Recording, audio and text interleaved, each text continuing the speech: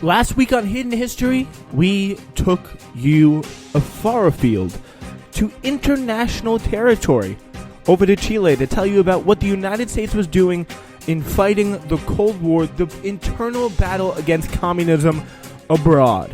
But today, we take you home to a place called Chicago. We're talking about Fred Hampton's assassination on today's episode. It's Hidden History. Welcome to the show.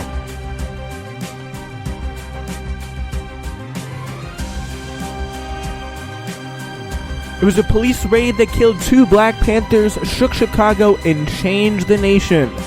The aftermath was fought not just in the city's newspapers, TV, and the courts, but the battle still goes on today as a battle to redefine what America was. And of course, this comes in the broader context of COINTELPRO, the constant surveillance of the FBI on all different types of left-wing groups, and there's been kind of this.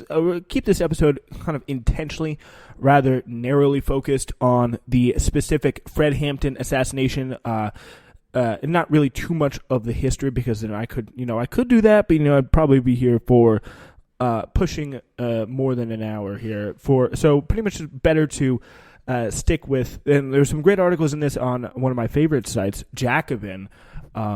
Specifically, what got me inspired to do this was listening to an interview on the Turn On podcast with Aaron Leonard, and he has been doing a great amount of work in the current day about this, requesting a lot of FOIA, for Freedom of Information Act documents that the FBI has been giving to him slowly but surely, and of course, you do have to deal with the concept of, especially from something like the FBI, with like this kind of a document dump of just giving you a bunch of just nothing. So Aaron Leonard and Connor Gallagher, co-authors of Heavy Radicals, A Threat of the First Magnitude, and The Folk Singer and the Bureau. So they're pretty much great historians when it comes to the history of the FBI, what they really are about.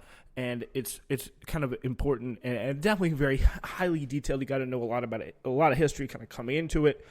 But what this show is for, it's not. I would say when I have this kind of show in mind, what I think about it is, I'm not trying to do a graduate student's outlook of 60s, 70s history. I'm just trying to tell Americans stories about their country that they may not know, that have been kind of taken out of history, or just not necessarily about America, but just things that happen in general that many people probably wouldn't know about, and I think are pretty important into how I view the world today, and I think should play a role in how everyone views the world today. So thank you so much for listening. We're going to get right into it today. Our source material, as we always have, one main, or sometimes, in last episode we had 2 or 3 sources, but today we're going to be using the Washington Post in their retro report here. So it's by Robert Mitchell, and it says the police, and by the way, if you want to learn a little bit more about, the Black Panther, or sorry, not the Black Panther, the Black Panther Party and the assassination of Fred Hampton, a great way to do it is by, or at least get your appetite whetted for it, is by watching Judas and the Black Messiah. That is a documentary, or not a documentary, but a film, I believe. What's that guy? Daniel Kaluuya from Get Out is in it. It's not entirely accurate. It kind of misrepresents a little bit of what the FBI was doing. But it definitely does Fred Hampton justice. It does the FBI, justice by showing their injustice. So that's definitely something that has come highly recommended by fellow people who are kind of interested in this stuff. I've seen a lot of people who are definitely historians, leftist historians, whatever you want to call it. Even them, biggest like Fred Hampton supporters, are saying this is a movie worth watching. So anyway, yeah, the Chicago police, they moved in before dawn. Their target was a first-floor apartment on Chicago's west side. Among those inside were 2 top leaders of the Illinois Black Panther Party, Chairman Fred Hampton and Mark Clark. A lot of people don't talk about Mark Clark, but officers assigned to the Cook County State Attorney's Edward V. Hanrahan approached the dwelling with a warrant authorizing a search for illegal weapons. Gunfire, police claimed they faced a barrage from inside the apartment, erupted shortly after the raid began at 4:45 a.m. So 90 shots in the end were fired. We'll tell you which guns they came from later on, but if you're anything like me, you already are building up a heavy skepticism of the police coming in and saying they faced a barrage of bullets from inside the apartment. But when the shooting stopped, Hampton, 21, Clark, 22, they were dead. 4 other Panthers and 2 police officers were wounded, and 7 Panthers in the residence were charged with attempted murder. The December 4th, 1969, a confrontation at 2337 West Monroe Street ended quickly, but the controversy over exactly what happened, fought over in the page of the city's newspapers, on local TV, and in the courts, reverberated for years to come. And I think it was really kind of a shocking movement, a kind of almost slippage of the mask that really wouldn't fall completely until, the decades to come, of just how much law enforcement, whether it be the FBI, whether it be the police, how much they were so dead set on destroying a lot of and surveilling keeping down almost by any means necessary the left-wing activists that were pretty pervasive in the country, in the building up through the civil rights movement, through some were more like civil rights oriented, some were civil rights oriented and Marxist, socialist, even communist groups. That was a pretty big thing, but overall, this really pretty much counterintelligence program, the COINTELPRO program by the FBI, pretty much a broad term, but a lot of it, COINTELPRO specifically, is an umbrella term. COINTELPRO is literally an acronym, obviously, for a counterintelligence program, and it describes all the various programs, the COINTELPROs, plural, that were launched against various groups, and they include the Illinois chapter specifically, but also, of course, the Black Panther Party at large. They were both very much into it. So the fault lines, they pretty much emerged hours after the raid.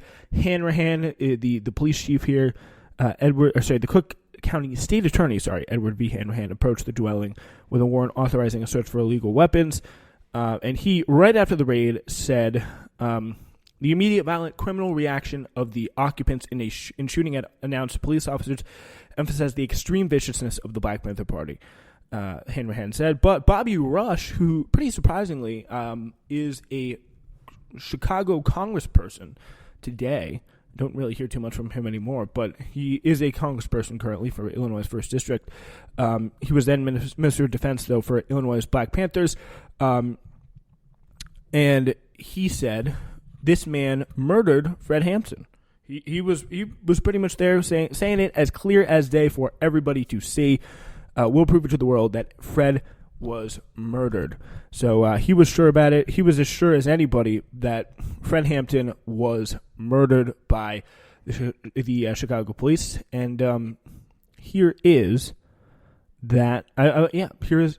Well, why not listen to the source material? Well, I tell you, I knew instinctively that Fred had been killed. Fred, and I knew that Fred there was no way that he would have gone down without taking some people down with him. He was just that type of person. Let's take a look a little bit about who the man is here from Britannica. So Fred, he was born August 30th in 1948 in Chicago. He was the deputy chairman of the Black Panther Party's Illinois chapter and formed the city of Chicago's first Rainbow Coalition. And that was, of course, a linking together of many different working class groups. He was the youngest child of Francis and Iberia Hampton, raised in the Chicago suburbs. Among his family's acquaintances was Emmett Till, a black child whom Iberia, Fred's mother, had babysat. In 1955, Till was a teenager visiting relatives in Mississippi. As I'm sure you know, he was lynched by local white men. The Hampton family's connection with Till, along with their experience of racial inequality in their suburban community, made Fred keenly aware of racial justice. While attending high school in Maywood, Illinois, Hampton organized a student section of the NAACP, served on the school's Interracial Cross-Section Committee, a club that helped white students confront their racist beliefs, and protested the unjust arrest of Eugene Moore, a classmate who had become the area's first black state representative. After graduating from high school with honors, Hampton enrolled in a pre-law program at Triton College, a public community college near Maywood. So, in the summer of 1967, Hampton decided he would become an activist. He participated, and some accounts say he led, a series of rallies to demand the construction of a racially integrated public pool in Maywood. The nearest public pool was about 2 miles away in Melrose Park and only admitted white swimmers. As a student, Hampton organized trips for local black children to the nearest integrated public pool, but it was about 5 miles away. At one rally, when store windows were broken and a shed set on fire, protesters clashed with local police. But no one really was sure about who did the damage, but nevertheless, Hampton and 17 others were charged with disorderly conduct and mob action. Still, the rallies eventually accomplished their goal, and an integrated pool for Maywood was approved. At the time of the death, Hampton's death, the pool had not been completed, but the village board agreed to name the site Fred Hampton Family Aquatic Center. So that's nice. After experiencing a series of negative, occasionally violent interactions with the police at rallies and demonstrations, he parted ways with the by-the-book NAACP and joined the Black Panthers Party. The party had been founded 2 years earlier in Oakland by Huey P. Newton and Bobby Seale, and had been originally intended to organize patrols of black neighborhoods and protect residents from police brutality. It quickly evolved into a Marxist revolutionary group that called for paying reparations for African Americans for centuries of exploitation they had endured, for exempting African Americans from the military draft, and for arming African American communities. And a big reason why some of the first gun control laws were passed by Republicans was to stop the arming of the Black Panthers. According to FBI Director J. Edgar Hoover, as he famously said, the greatest threat to the internal security of the country were indeed the Black Panthers. No sooner had the Chicago Black Panthers begun than the FBI had begun monitoring their activity. So Hampton was a possible suspect, just as Malcolm X was, if you remember from the beginning of our season here, as possibly emerging as a messiah, a leader who could unify and electrify the black militant nationalist movement, as they called it in the FBI circles, quote, black hate groups. Among those, of course, were Malcolm X, MLK, had he taken a radical turn, Stokely Carmichael, Elijah Muhammad were those targeted as those who the FBI feared could become the all-powerful Black Messiah. So the FBI was present at the scene of the Chicago Black Panthers Foundation in the person of informant William O'Neill, an African-American teenager who a few months earlier had stolen a car, driven it under the influence of alcohol, and crashed it. In exchange for dropping the resulting charges against him, O'Neill, who was appointed as the Illinois chapter security director, provided the FBI with reports on Panther meetings, members' access to weapons, and floor plans of their homes, with a special focus on Fred Hampton. He was nicknamed Chairman Fred, the Illinois chapter, leader of the Illinois chapter, as deputy chairman. He was actually, deputy chairman of the Illinois chapter. He launched community service projects in Chicago, like those the Panthers had initiated in Oakland, including a free medical clinic and free breakfast program, though the latter served as the inspiration for the USDA's expansion of its own free breakfast program and the creation of the National School Breakfast Program that was authorized in 1975. Hoover believed that the inspiration had come from the wrong source. In Richmond, Virginia, FBI agents warned parents the Panthers were using breakfast to teach racial divisiveness. So, yeah, if you're hungry, if you can't put food on your kid's plate here, the biggest thing you need to be aware is don't let them have breakfast from black people, because then it's like critical race theory all over again. So this is kind of crazy. In San Francisco, California, a rumor that was spread, leave it to your imagination to determine who, was that the food was contaminated by venereal disease. A former Panther claimed that the night before the Chicago Free Breakfast Program was supposed to begin, the Chicago police broke into the church where the Panthers had the food and mashed up all the food and urinated on it. But the vandalism had inspired support from the community. Just absolutely insane. But there were two things that Hampton was doing that really worried the FBI the most. One of them was the possible association with through kind of various left-wing groups with the big baddies of the world: Communist China, Soviet Russia, Fidel Castro's Cuba, and that was something that really worried J. Edgar Hoover. And one of the biggest things that kind of gets misinterpreted was, he thought that the Black Panthers, MLK, he really just did not want them to. He was really afraid of them for what they would do in America. Well, they definitely did have their moments. They were an inspiring group. They inspired a lot of people. They mobilized a lot of people to do a lot of, in my opinion, good things. But what he really was worried about was that big threat that someone like, Gorbachev or Khrushchev would come in and support these kind of anti-American, anti-government leftist groups. Someone like Mao, you get the idea. That was a big point of concern for him. And another one comes from this Britannica article. Hampton used his talent as a communicator to create what he termed, quote, a rainbow coalition. Jesse Jackson would use that in the 80s, which was an alliance of the Panthers with groups organized around racial, ethnic, or ideological affiliation, bringing together groups that otherwise would have had almost no positive contact, including the Puerto Rican Young Lords Association, the Poor White Young Patriots Organization, and the Black Stone Rangers Street Gang. The Rainbow Coalition provided aid to low-income citizens by combining the member groups' varied resources. So pretty much a kind of community protection project organized by Fred Hampton from all these various groups, some of which had done some pretty sketchy things in the past, but he brought them together. Like poor white, one of the kind of famous quotes goes, he was out there talking to guys in. It was actually, Young Lords was a left-wing. Young Lords Party was a left-wing organization. It was a Chicago-based group that became a civil rights organization. So it was pretty much to fight for neighborhood empowerment. That's what it was all about: neighborhood empowerment, self-determination for Puerto Rico as a whole. And of course, the Young Lords became targets of COINTELPRO as well. And to clarify here, when I say sketchy, I mean, more violent actions in protest, not necessarily like they're going around, murdering people or something like that. So the Poor White Young Patriots Organization was another kind of similar organization, but pretty much what he was doing was bringing those very disparate factions in terms of identity. We talk about white, Puerto Rican, black. They all have these pretty much white Southerners from uptown Chicago is who this group was made out of, the Young Patriots Organization. But like or not, there's this really kind of, I think, a lot of times damaging perception of everybody in the South is like a racist white person. Hillbillies in the South don't know really what's, their butt cheek from the cheek on their face, or like they're dumb, they're racist, all that stuff. But there really is a real radical history of working class action and solidarity, and it takes real special people to be able to unite black workers, white workers, gay people, all that stuff. And that is, I think, something that a lot of people in America should aspire to do.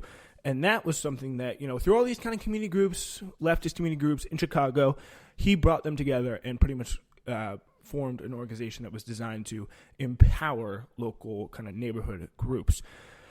So the Panthers and Chicago police often clashed during Hampton's brief tenure, with casualties resulting on both sides. But let's now get back to the post-assassination period here.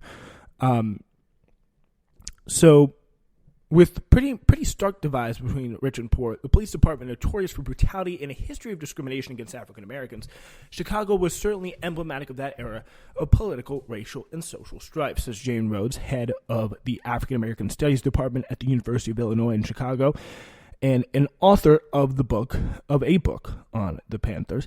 After rioting that followed April 4th, 1968 assassination of Martin Luther King, Chicago Mayor Richard Daley ordered police to shoot and kill suspected arsonists. Later that summer, during the Democratic National Convention, police and anti-war protesters clashed with Grant Park in skirmishes that were broadcast worldwide. The tumult continued into 1969 during the Day of Rage that culminated with rock-throwing radicals rampaging through the loop on October 1st. 23 police officers were injured and more than 100 arrests were made. Of course, no telling how many protesters were injured on the other side. I'm going to guess, call me crazy. It was a lot more than 23. Hampton had been convicted of armed robbery for, some kind of charge that was, you can look into a little bit more, but it had something to do with an ice cream truck. It was a little. It's not like he was committing any massive crimes, but it was a big selling point for the FBI to obviously try and paint him as a criminal, as scary, as a gang member, and to top it all off, a communist gang member. Bum bum bum. So pretty much the story with the ice cream, again from USA Today here, it was. So it's depicted in Judas and the Black Messiah. Hampton's imprisoned after he's accused of assaulting a good humor man and stealing $70 worth of ice cream. So this was literally going to send him in prison for 2 to 5 years. Just to be quite clear, King says this is the director of the film. Says this really happened in 1968. Nelson Sweet testified in court that he was selling ice cream by a playground where a group of older teens demanded free ice cream. Moments later, Sweet said Hampton got out of the car, jumped into the ice cream truck, and held him down while his crew unloaded ice cream from the vehicle. So Fred Hampton is gangbanging for ice cream here in this depiction. The Black Panther Party later denied Sweet's accusations and claimed he was denied a fair trial. Regardless, Hampton spent some time in prison, and he had just lost an appeal. So at the time of his death, he very likely could have gone to prison at times. So it has been a big point of leading mythological point, I guess you could say, in the story of how Fred Hampton was arrested over ice cream. Is it true? Yes, it is true. So the party ran a preschool breakfast program, and again, it was kind of planning this medical clinic, and also displayed a big concentration on and almost obsession with firearms and military discipline. Party leaders, including Hampton, referred to police as pigs and vowed to resist police brutality with violence. The violence definitely was a much bigger part of Black Panther ideology. Whatever you had the government say, pretty much it is fair to say, I think, that the Black Panther ideology was much more focused on violent resistance to oppression from the state that was, as we know, incredibly violent, and guns were a big part of that, as we mentioned. So the bellicose rhetoric raised the party's profile and energized organizing efforts, but it made enemies. The party's militancy aroused the ire and animosity of the Chicago Police Department, Rush said, this Representative Rush. In 1969, after a gun battle between police and the Panthers, in which 2 officers were killed, the Chicago Tribune editorialized that Black Panthers had declared war on society, and as a result, forfeited the right to considerations ordinary violators of the law might claim. The headline over the editorial was, quote, "No quarter for wild beasts." FBI Director J. Edgar Hoover called the Black Panther Party the greatest threat to the internal security of the country, and the Bureau acted accordingly. A civil suit filed by the survivors of the raid would produce evidence. The FBI informant provided a diagram of the apartment to the Chicago police. It was William O'Neill. The suit also revealed that Hampton and the Illinois chapter of the party had been targeted by the FBI's COINTELPRO campaign to disrupt and undermine militant groups. Those disclosures came long after Hampton and Clark were killed, but in the aftermath of the raid, many were already convinced it was part of a coordinated assault hatched by the FBI and the Nixon administration's Justice Department. If the United States is successful in its drive to crush the Black Panther Party, it won't be long before it seeks to crush your party, says the Reverend Ralph David Abernathy of the Southern Christian Leadership Conference, a big MLK-associated, more nonviolent group at Hampton's funeral. And to be fair, they were all, at the time, they were closely watching Martin Luther King himself, trying to think about, what's this guy going to do? He just recently been assassinated. We talked a fair bit about all that earlier in our season, but he obviously was under close surveillance by the FBI. They were watching him, theorizing he may, be, at best, I think you can call him a social democrat, MLK himself, but there was a lot of communists in and around the movement. He was definitely getting more radical. trying to do what Fred Hampton did and kind of uniting the civil rights cause for justice along racial lines with cause for justice along economic lines. And I think he was supporting a sanitation worker strike, criticizing the Vietnam War right as he was dying. So it was as he was killed. So it was perfect for a lot of the kind of Black Messiah fears that J. Edgar Hoover had. So tensions ran incredibly high in the hours after the raid. Rush said he went underground after learning the police were looking for him. He stayed at a Catholic church on the south side and an apartment attic in the Chicago's Gold Coast before turning himself over to police at a church service presided over by the Reverend Jesse Jackson. "If I was out on the street," Rush told the Chicago audience on November 24th, according to Southside's Hyde Park Herald, "they would have shot me down." Meanwhile, doubts about the official version of events grew stronger. Because officials failed to steal the scene, Panthers conducted tours of the apartment to highlight what they said was evidence that the police did most of the shooting. The hundreds of people who had trooped through represent a broad spectrum of Chicago's Black community, says John Kiffner of the New York Times at the time. People coming in all throughout Chicago's Black community to see what they had done to such an influential, prominent figure. There were youths, workmen in paint-stained clothes, middle-aged women in flowery hats, neatly dressed office workers, elderly people, and postal workers in gray uniforms. Many give a clenched fist salute when they leave. The battle to shape public opinion quickly moved to the front pages of Chicago's hyper-competitive newspapers. On December 10th, Chicago Daily News bannered the page 1 with the headline, "Panther Story of the Killings," based that on eyewitness accounts provided the newspaper by the defense attorneys for the 7 Panthers in the apartment.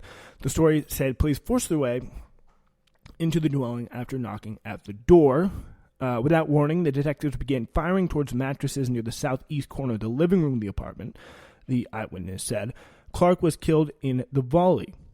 Hampton, according to eyewitnesses, was apparently shot while still in his bed.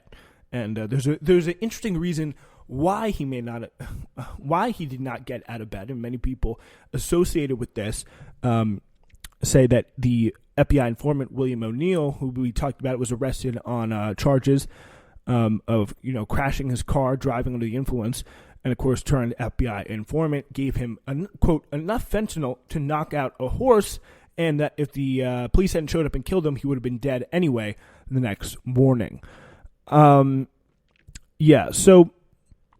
pretty much what happened there was the kind of back and forth continued, right? So we saw, something may not be right here. We're getting more and more clear of a picture of the story, and it's not looking like the official events. But the next day, Chicago Tribune published an exclusive of its own based on accounts from police who were made available by Hanrahan to refute what he termed, quote, the orgy of sensationalism in the press and on television.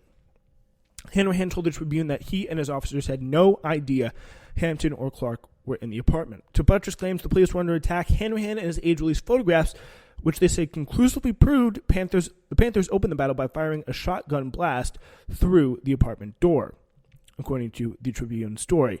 Police also staged a filmed reenactment of the raid broadcast on WBBM-TV, in which officers crouched as if dodging bullets and held their hands as if carrying shotguns and machine guns, kind of making it look realistic, giving the people an image to put in their heads when they saw these brave officers disrupting these wild beast Black Panthers. But the prosecutor's attempt to manage the news backfired. The day after the Tribune published its own story, the Sun-Times published its own page 1 scoop. The photos released by Hanrahan's office did not display bullet holes caused by a Panther fusillade, but were simply nail heads, the Sun-Times reported. Daily News columnist Mike Royko wrote that he inspected the apartment, quote, more than once, and concluded Hanrahan's claim that the police encountered gunfire from the Panthers doesn't mesh with the condition of the place. In the months that followed, Hanrahan began to lose in courts. May 8th, 1970, attempted murder charges against the 7 Panthers at the apartment were dropped after Hanrahan conceded ballistic test and forensic test undermined the state's ability to prosecute its case.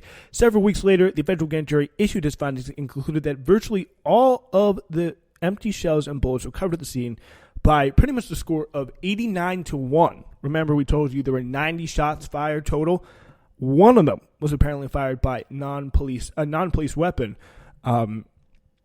And it was really quite something. So the Washington Post editorialized at the time, one cannot read the entire report without being appalled by the conduct of law enforcement agencies in Chicago. The stakes for Hanrahan and Daley's vaunted Cook County Democratic machine escalated dramatically the following year when the state's attorney was indicted along with 13 others on charges they attempted to prevent the prosecution of police officers for their role in the raid. Cook County Democrats ended up endorsing Hanrahan for election in 1972 despite the indictment, only to withdraw after their backing after the furious reaction from the black community. A defiant Hanrahan told the Tribune, quote, "I'm not going to back down for anybody in the race." Hanrahan won the Democratic primary without Daley's endorsement and was acquitted with his colleagues by a Cook County judge in late October, but the controversy over the raid proved too much to overcome. Polls before the election showed his Republican opponent, Bernard F. Carey, drawing up to 75% support in Chicago's black wards, Kiffner wrote. On election day, voters delivered what Chicago journalist Joe Weissman called a severe jolt to the Daley organization. And it was, this thing of ours, pretty much. And they had deep, deep ties to this thing of ours. And they ended up electing Bernie Carey. In 1982, the Justice Department, the city, and the Cook County ended up settling for $470 million in a civil suit filed by survivors and the families of Clark and Hampton for $182 million. So, yeah, it went from 47 to $1.82 million. A little bit of a downgrade there, just to say a little bit. But still, these people should be in jail. It's still a complete, lack of justice that has been overseen by, Chicago Police Department, the FBI's role in this. Also a pretty big one as well. But the Justice Department attorney said the settlement did not concede wrongdoing, but one of the attorneys for the plaintiffs described it as an admission of the conspiracy that existed between the FBI and Hanrahan's men to murder Fred Hampton. The repercussions of the raid extended into the 21st century. Hampton's example inspires African Americans today fighting the excesses of policing agencies in our nation. The alliance between the city's black community and liberal whites forged a campaign to defeat Hanrahan, creating the independent coalition that resulted in the election of Harold Washington as Chicago's first black mayor in 1983. Panther attorney Jeffrey Haas said in a 2009 interview with the Monthly Review, some argue that Barack Obama is a direct descendant and beneficiary of that legacy. And you can really see that he has done. Maybe he started off as someone who respected and admired that legacy, but boy, he has completely changed from it. So have people like Bobby Rush, people like John Lewis, people like Jim Clyburn, in terms of their evolution over time from whatever more left-wing, more radical positions they may have started with in the first place. Although he defeated Obama in a 2000 congressional primary, Rush is among those who see it that way. Fred Hampton sacrificed his life, and with that sacrifice, the politics of the nation, the politics of the African-American community, and the politics of Chicago changed forever. A lot of changes, but still, so much in terms of the FBI's involvement in this, the Chicago Police Department, and just police department's role in society as a whole. It's very, very clear to see that a lot of that stuff still remains the same. Thank you so much for listening to today's show. We will see you next Thursday. It's been Hidden History. Thanks so much.